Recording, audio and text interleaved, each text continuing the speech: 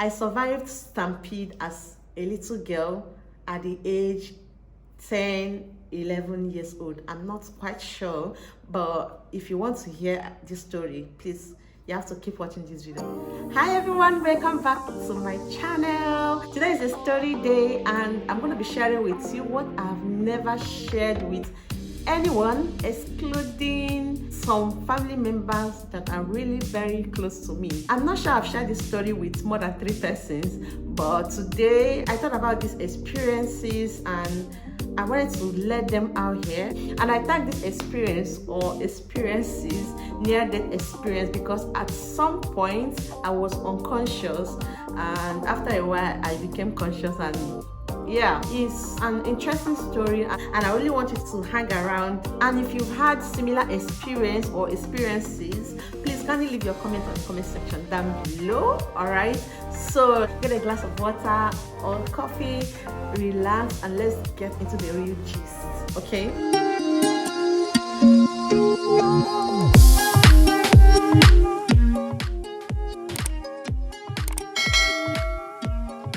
Okay, so you guys, I've had 3 major experiences I really want to talk about in this episode, in this video. So the first experience happened when I was a child.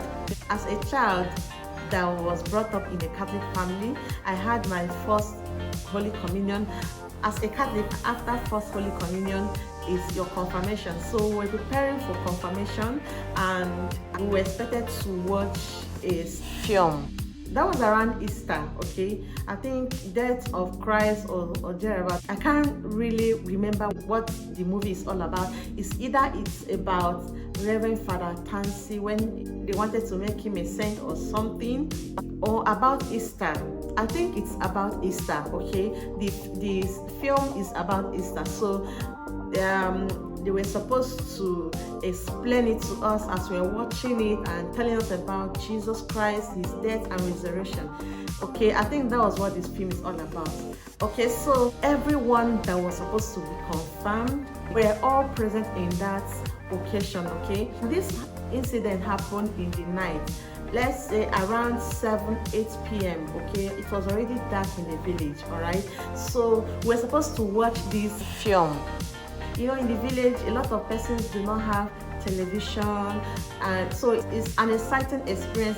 Everyone wants to be in front. Okay, so at the process of trying to settle down, and remember it was in the dark. Okay, at the process of trying to settle down, I was pushed down. Okay, and I remember I said I was very little. Okay, very little. So everyone started stepping on me, were climbing on me.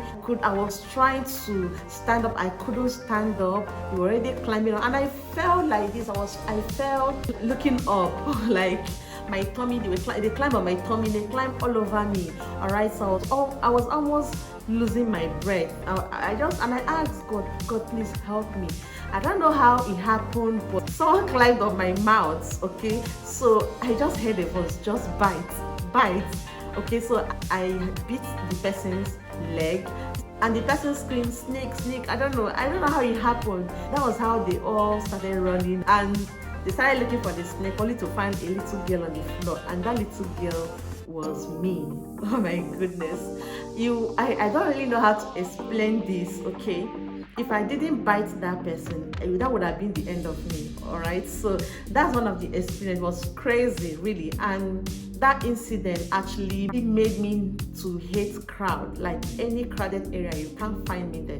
Okay, I literally don't go to crowded place. Okay, so I do not like crowd of any sort because it reminds me of this incident, this experience. You know, yeah, that's number 1. Okay, so literally I survived stampede at that little age. Okay, some time ago in my country, there was this time I heard about one if you're Nigeria, you remember about immigration employment, that people went to write examinations in stadium. I was sad when I heard that people died, like adults died in that stampede. I remember my experience. I really do not know how I survived it, but I know God was involved, and I return the glory to God.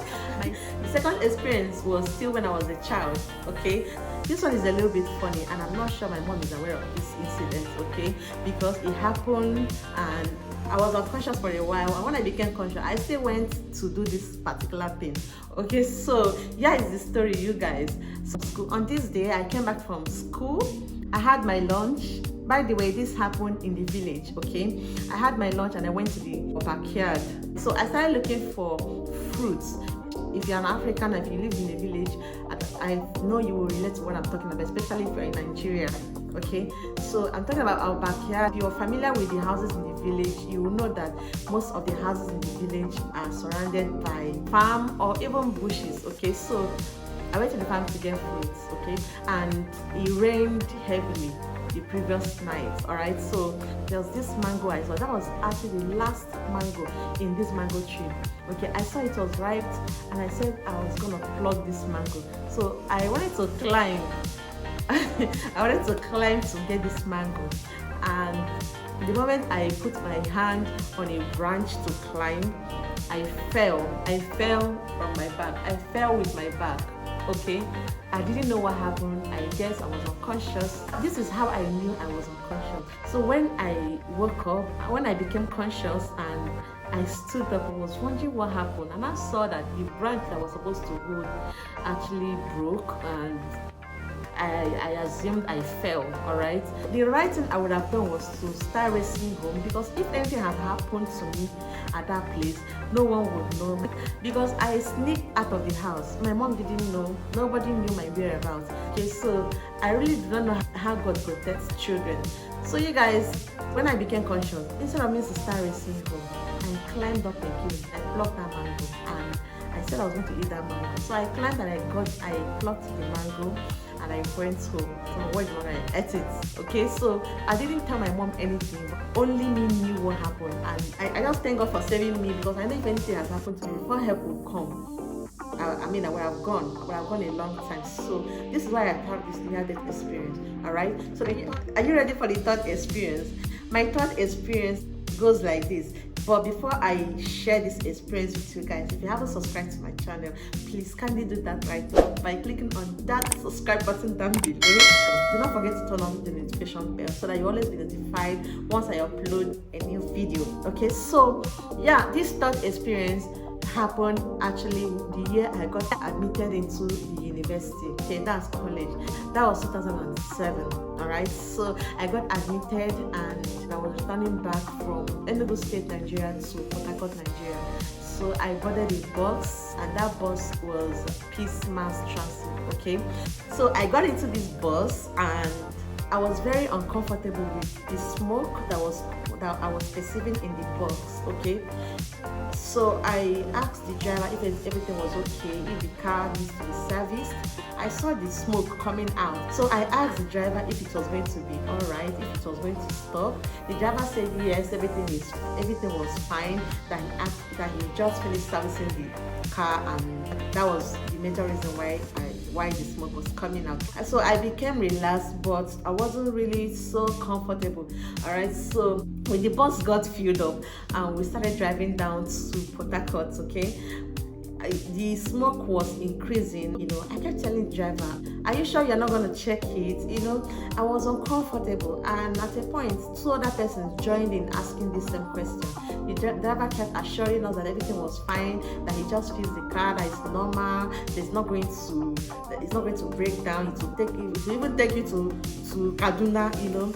So we kept quiet, we didn't complain again. So we got to a certain place on a highway around Okigwe, if you're comfortable with Port Harcourt to Enugu Road. So the car broke down, like it didn't just stop, like the exhaust broke, and we could see the driver struggling to stop the car. So luckily for him, he was able to stop this car. Oh my God, it was a horrible experience. We stopped at a no man's land, like a very lonely area. We quickly came down and ran to the road. Before then, I've heard stories of people who get admitted into high school, and maybe when they are returning back from school or something, they lose their life, you know.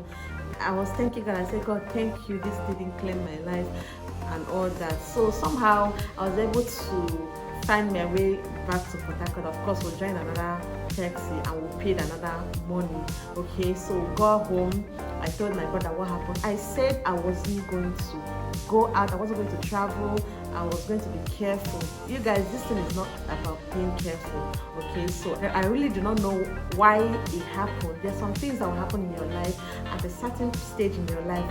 You begin to reflect and you'll be like, why did this thing actually happen?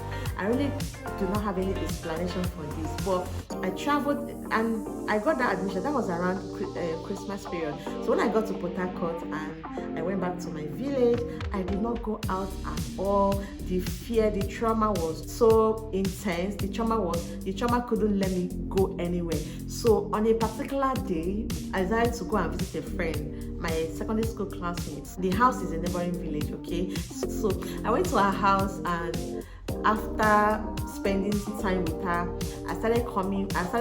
It was already late. It was around 5:30 to 6, okay? So it was also dark. Back in the village, like 5, 6, 7 is already dark. So I took a bike from this village and I was going home. I couldn't find any bike, so I had to share with somebody. Okay, so I entered first before this guy behind me. Alright, so the bike started moving and it got to a place. What I could hear was car horn. Like, I think the car held the brake and it was so distinct. I don't know how to describe it, you guys. So that was the last thing I heard. Okay, so when I became conscious, I think I lost conscious. I really don't know what happened, but I lost conscious. When I became conscious, I found myself on top of the bike man and the other guy on top of me, and I wore white skirts. I saw blood on my knee, my body, you know. I had an accident, you guys. I didn't know how the bike man collided with another one coming. These things are just strange. I really do not know why I had this incident, especially this particular one, but it didn't claim my life. Okay, the bruises weren't that much. I had to take care of myself at home, you know. So it is one thing I can take out of this whole thing is most people that die via accidents are not even aware. Okay, most of them are not aware.